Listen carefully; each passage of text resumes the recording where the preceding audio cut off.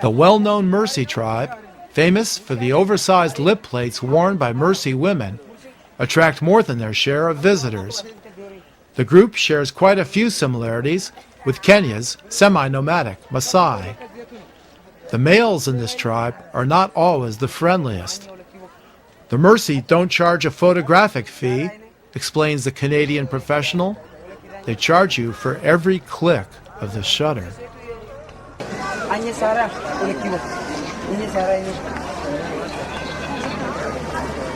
so then to Thank you. Thank you. The town of Jinka has only one doctor, and the nearest hospital is in Arba Minch, 5 hours away by road. Naturally, the statement this makes about the region's medical care is a telling one.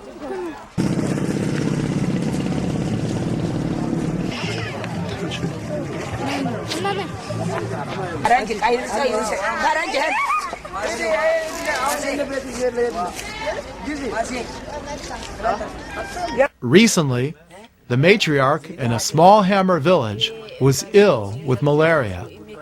She heard that medicine was available 18 miles away in a neighboring village for free. Despite being ill, she walked the 18 miles only to learn that the information was false and that payment was required.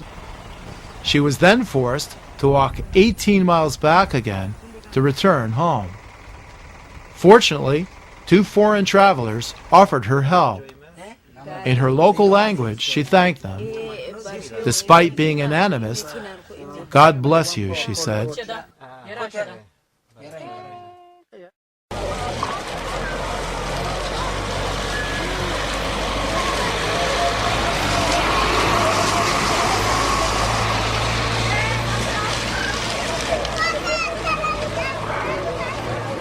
Omo's cultural traditions appear to be holding their own. Older residents in the region, however, have noticed changes. Jinka may be a small town, they explain, but it has steadily expanded outward. Native forests have been depleted by charcoal operations and the growing of mango trees. A blacktop highway from Addis Ababa to Jinka is under construction, and its completion will make access to Omo far easier for everybody. After that highway is completed, a European visitor remarks, this area's finished. Within 5 to 10 years, anyone who has any money in Addis Ababa will buy up much of this land and develop it. Gradually, most of these groups will feel the pinch. One would like to think that development could bring economic relief to Omo without threatening the cultures that make the region so interesting. The hope, however, may be an idle one.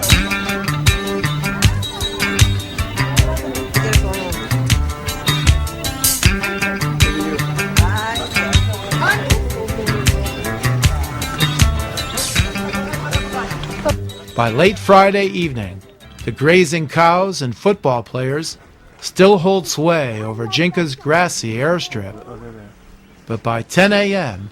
on Saturday morning, the scene begins to change. 2 military officials gradually clear the field in anticipation of the airplane's arrival from Arba Minch.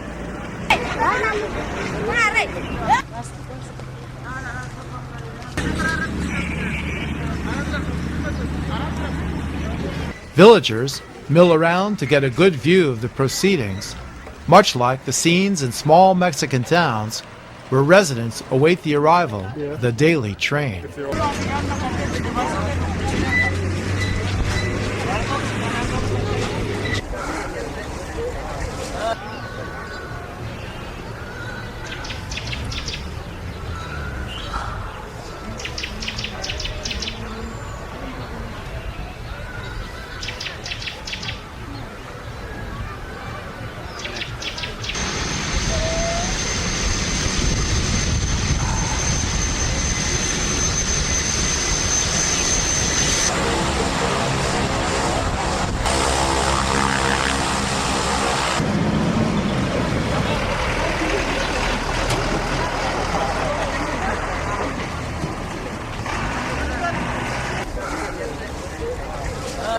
The future of Ethiopia's Omo region is an uncertain one.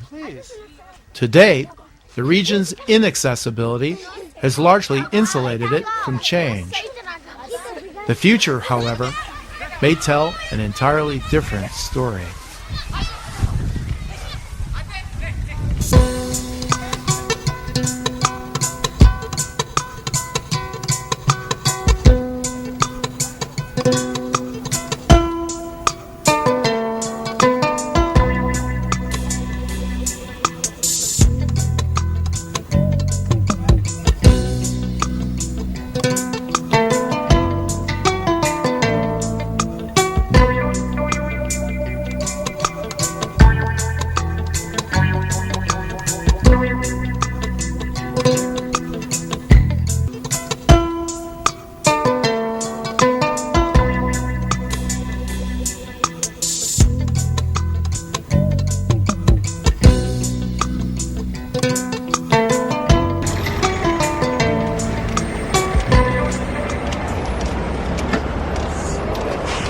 With misty clouds hanging suspended in its surrounding hills, much like Rwanda's capital, Kigali, Addis Ababa was founded little more than a century ago, not unlike its counterpart to the south, Nairobi, Kenya.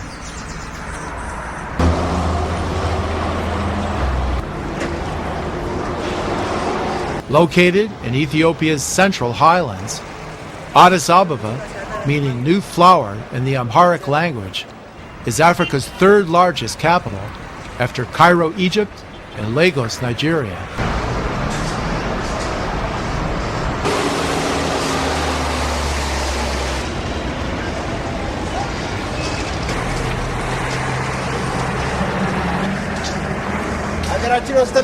How are you? Despite its proximity to the equator, Addis, at an altitude of 7,000 feet, has an average annual temperature of only 62 degrees Fahrenheit. During the rainy months, the Ethiopian capital feels almost frigid.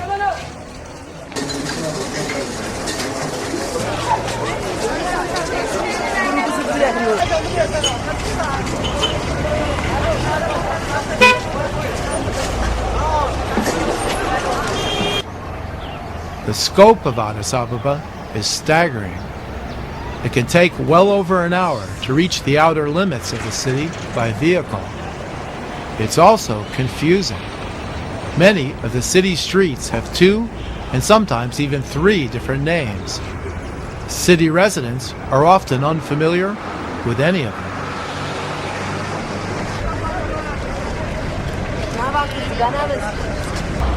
As the nerve center of one of the world's poorest countries, Addis is a city of grim shantytowns and grand hotels, an endless parade of hawkers and orphans, like something out of Dickens's London.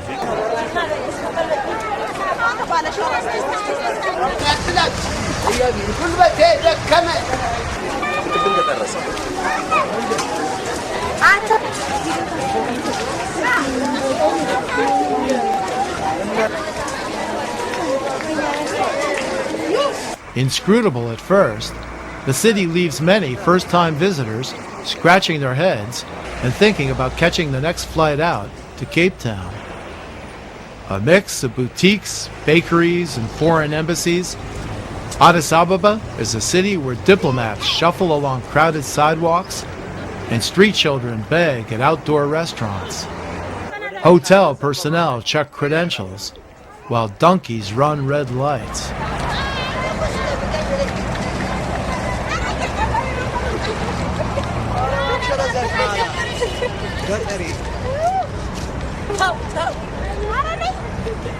Retaining more than just a hint or two of its Marxist past, Addis's rusted-out rooftops overlook a city of 5 million, including 60,000 AIDS orphans. Requests for help in the city streets are virtually endless. They can come from almost anybody. The pressure is relentless.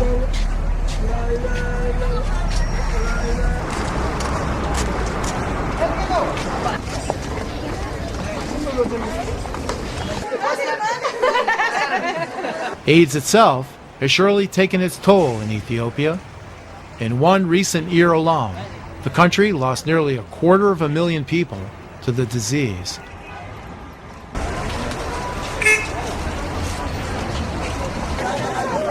You! We finished? Years ago, an elderly British aid worker who loved Ethiopia remarked, "If you stayed in the country for 1 year, you still wouldn't understand what was so interesting about the place." She very well could have been talking about the Ethiopian capital. While Addis Ababa may lack the definitive center around which so many interesting cities revolve, it does reward those who are willing to peer beneath its rough surfaces.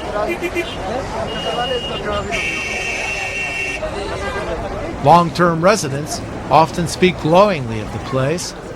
Its restaurants, museums, nightclubs, and theaters are a delight. Addis Ababa's rich outdoor cafe life alone serves as a reminder that whatever shortcomings a city might have in a structural sense can be more than made up for in a human one.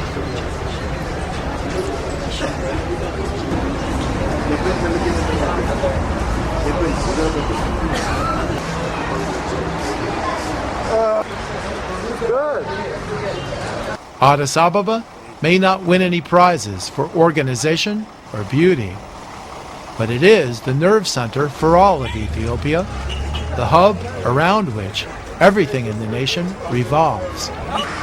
People in all parts of Ethiopia are fond of talking about Addis. It's perhaps a distinctly African paradox that most have never actually been there.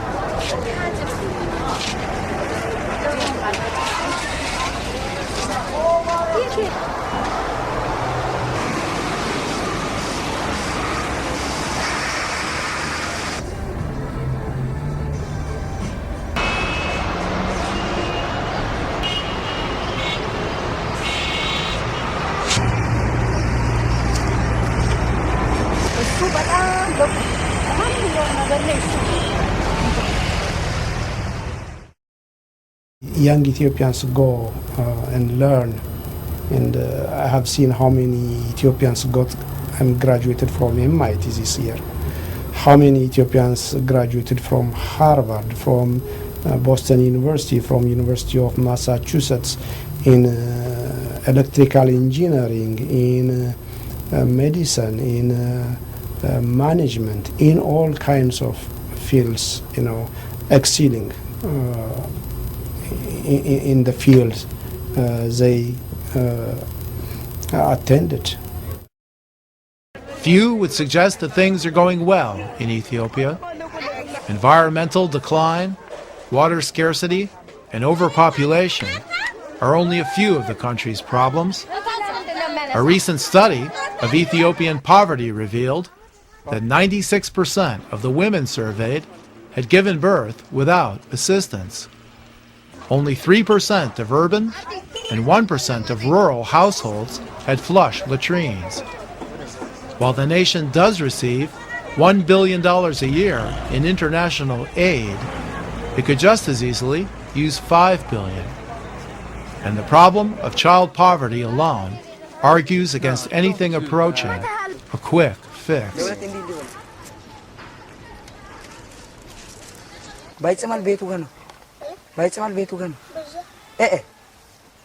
The notion that a nation's woes are largely the legacy of colonialism won't fly in Ethiopia. The reasons for the nation's plight must be found elsewhere.